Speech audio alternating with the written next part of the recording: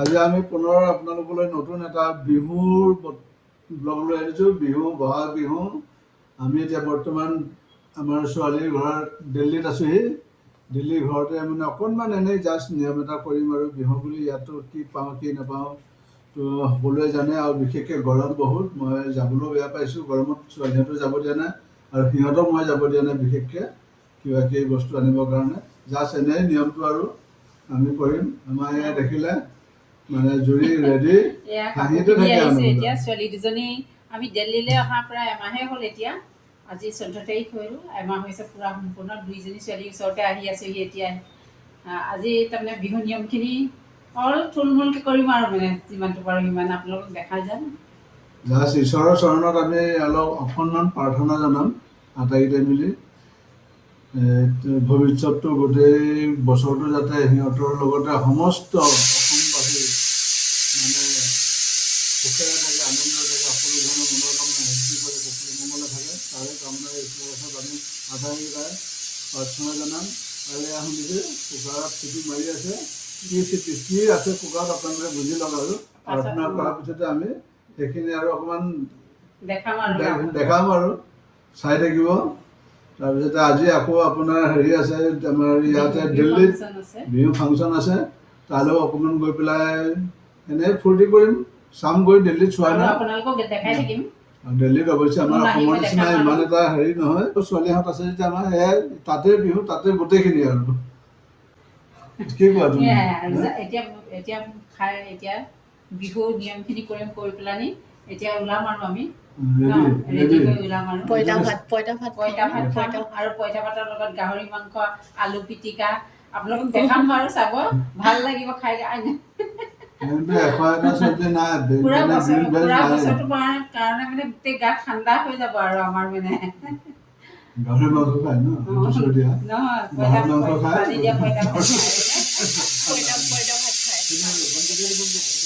আৰু আপোনালোকৰ সকলোলৈ আমাৰ পৰিয়ালৰ ফালৰ পৰা সমগ্ৰ অসমবাসীলৈ আন্তৰিক ৰঙালী বিহুৰ শুভেচ্ছা জ্ঞাপন কৰিলোঁ, আন্তৰিক অভিনন্দন জনালোঁ, মৰম চেনেহ সকলোখিনি জনালোঁ। সকলোৱে যাতে সুন্দৰভাৱে আগন্তুক বছৰটো অতিবাহিত কৰক তাৰে কামনা কৰি আমিও আমাৰ এই ব্লগটো ষ্টাৰ্ট কৰিছোঁ।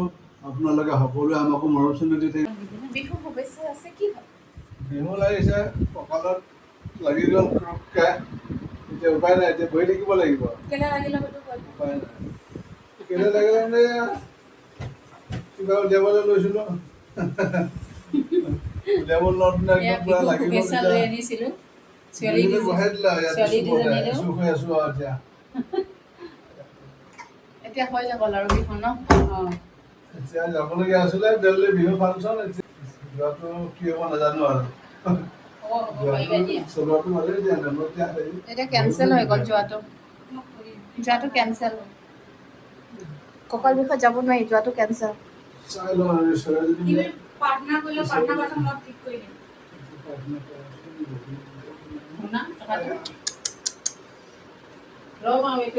তুমি কৰি থাকা। আহিছিলা কেলে এইখিনি? আহিছিলা আস্তিকে বহি চাব লাগিছিলে। মই ইমান কষ্টত এইটো পেলাই নি উলিয়াই লৈছোঁ। এখন কথা পাতি আছে নহয়।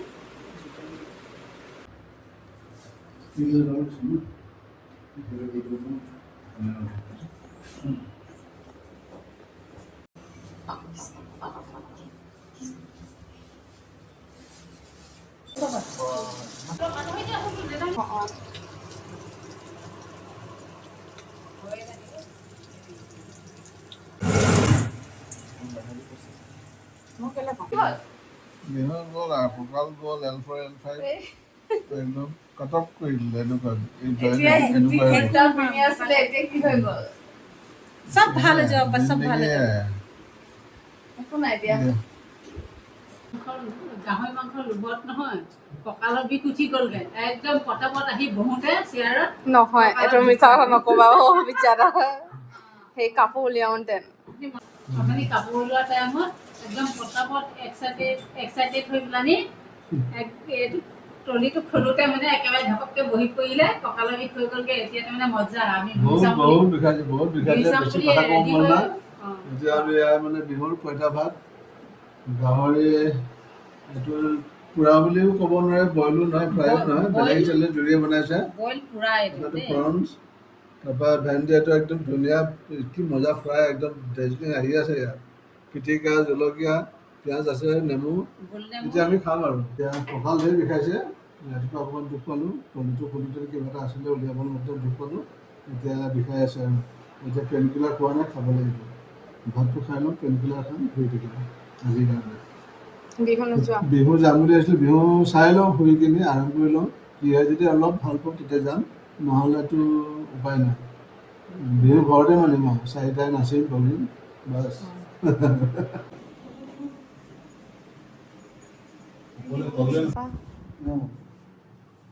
কি হৈ গ'ল বিহু তোমাৰ?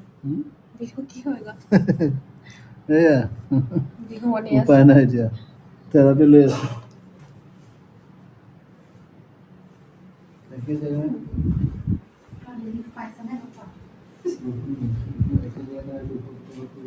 ফিল কৰা ভাল হৈছে বুলি তেতিয়াহে তুমি আমাৰ লতা বাচ্চা है লতা বাচ্চা সৰু ল'ৰা আছে, কি কৰিম?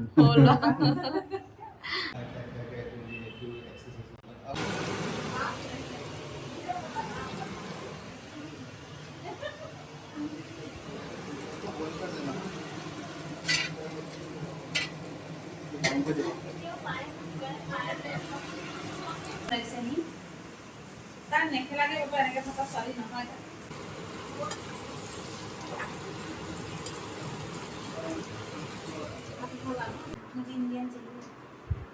এতিয়া আমাৰ গধূলাৰ ডিনাৰটো ৰাতি 11:30 বাজিছে দেই, খাবলৈ লৈছোঁ। মানে বিশেষ একো নাই, কাৰণ কাইলৈ আমি সেইকাৰণে অকণমান মাংস বনোৱা হ'ল। মাংসটো কি মাংস দেখি পাইছে, গতিকে জাষ্ট আজি এতিয়া টাইম হৈ গ'ল, সোনকালে খাব লাগে, 12টা বজাৰ পিছত আমি মাংস খাব নোৱাৰোঁ। গতিকে এনেই থুলমূলকৈ অলপ বনোৱা হ'ল, ছোৱালীয়ে কষ্ট কৰিলে, গতিকে এতিয়া খাব লৈছোঁ। তাৰপিছত এইফালে চাওক, এইটো দেখিছে, মানে ফেশ্বনত চুৰ হৈ গ'লোঁ। কাইলৈ প্ৰগ্ৰামো আছে, যাব লাগিব। তাইগৰাকী ৰেডি হ'ল আগতীয়াকৈ, ময়ো ৰেডি হৈছোঁ, এতিয়া খাবলৈ লৈছোঁ। বিশেষ আৰু একো নাই। সকলোকে গুড নাইট।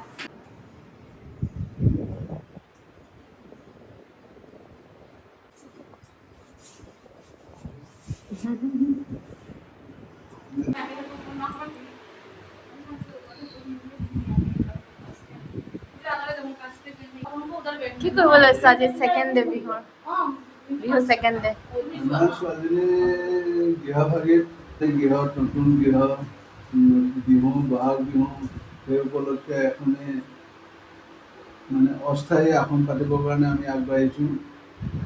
গতিকে ইয়াত অনেকখিনি ভুল বুদ্ধি হ'ব পাৰে, নাজানো।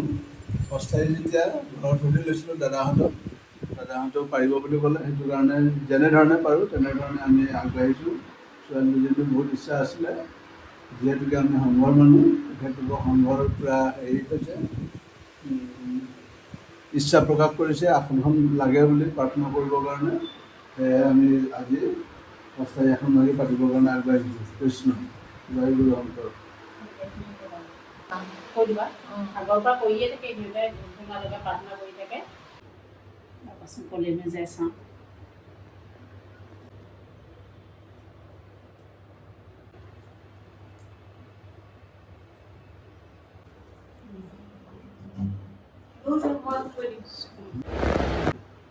মূৰ্তি নাই, এইখন হ'ল বাঘময় মূৰ্তি। ইয়াত এই বাঘময় মূৰ্তি, ইয়াত শ্ৰীমন্ত শংকৰদেৱ আছে, ভগৱান কৃষ্ণ আছে। লাগে দি লৈ পিনে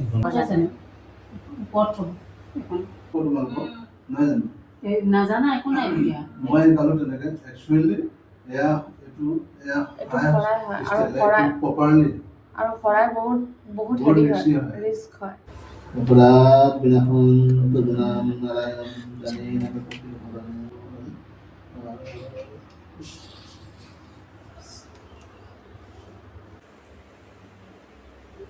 এই আখৰকেইটাও হ'ব লাগিছিল।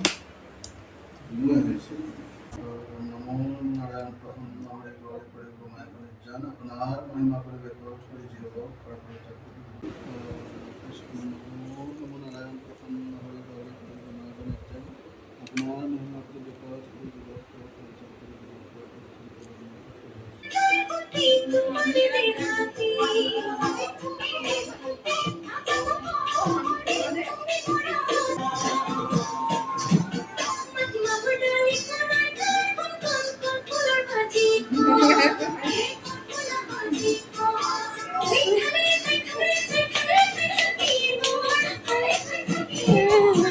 বৰ মজা মজা মজা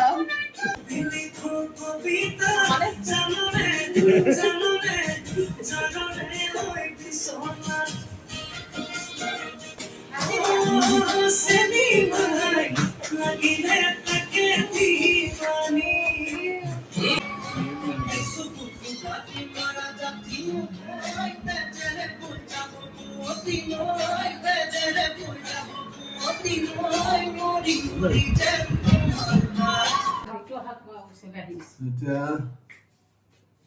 এই দুপৰীয়াৰ মানে আহাৰটো লাঞ্চ এতিয়া আমি ল'বলৈ ওলাইছোঁ বিহুৰ বুলি বিহুৰ দুপৰীয়া উঠি আটাইকেইটাই মিলি লওঁ অকণমান দেৰি হ'ল কঁকাল বিষ একদম সাংঘাতিক হৈ আছে এতিয়া আকৌ থেৰাপি ল'বলৈ যাব লাগে এতিয়া অলপতে আকৌ হৈছিলে গতিকে বিশেষ একো নাই আমি এনেকৈয়ে লৈছোঁ আৰু চিকেন আছে ন চিকেন তাৰপৰা আপোনাৰ হেৰি কি কয় পৰ্ক দালি চালাড আৰু চাউলটো দেখিছোঁ ইয়াত বাচমতিয়ে খাই থাকিবলগীয়া হৈছে আমাৰ জহা চাউল আছিলে জহা চাউল নবনালা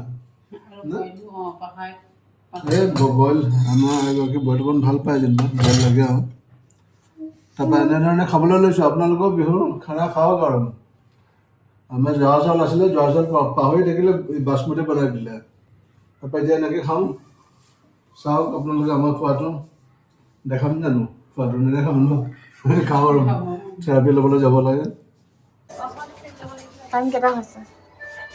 এতিয়া ৰাতি 1:05 এতিয়া আমি ডিনাৰ কৰিবলৈ গৈছোঁ বেলেগ এটা জেগাত গৈ আছোঁ আৰু কিন্তু উপায় নাই ইয়াত আজি কঁকাল বিষ হৈছিলে কঁকাল বিষৰ কাৰণে দেখিছে আপোনালোকে কোমৰত একদম পূৰা থেৰাপি লৈ আছোঁ কিন্তু এতিয়া অকণমান ভাল পালোঁ ছোৱালীহঁতেও লগ ধৰিছে নিজৰ গাড়ীতে যাম আৰু সেইকাৰণে কষ্ট নাপাওঁ বৰ আলফুলকৈ লৈ যায় যেনেকৈ কপাহত বহাই লৈ যায় তেনেকৈ লৈ যায় সিহঁতে গতিকে যাওঁ আৰু সিহঁতৰ মনটো ভাল লাগিব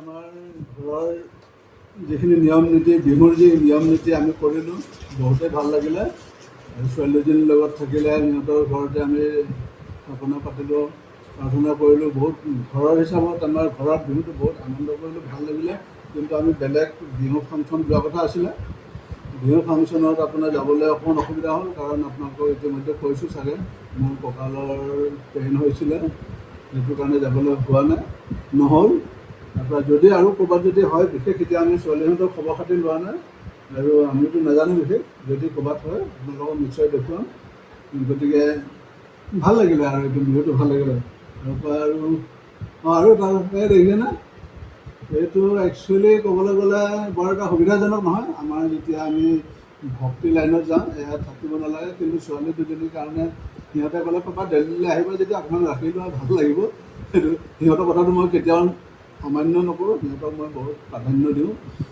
তথাপিও মানে তেওঁলোকৰো কথাটো ৰাখি পেলাই আৰু আমাৰ ধৰ্মীয় নীতি নিয়ম যি হওক ভগৱানক প্ৰাৰ্থনা কৰিছোঁ দুখ নধৰে তেনেকৈ আমি এতিয়া আমি মানে বিহু চলাই আছোঁ আৰু কালি আমি আহি পালোঁহি ৰাতি ডিনাৰ কৰিবলৈ গৈছিলোঁ ৰাতিপুৱা প্ৰায় 3:30মান বজাত আহি পালোঁহি গতিকে কালি এণ্ড নকৰিলোঁ আৰু বিহু এইটো ব্লগটো আৰু অলপ ৰাতিও হ'ল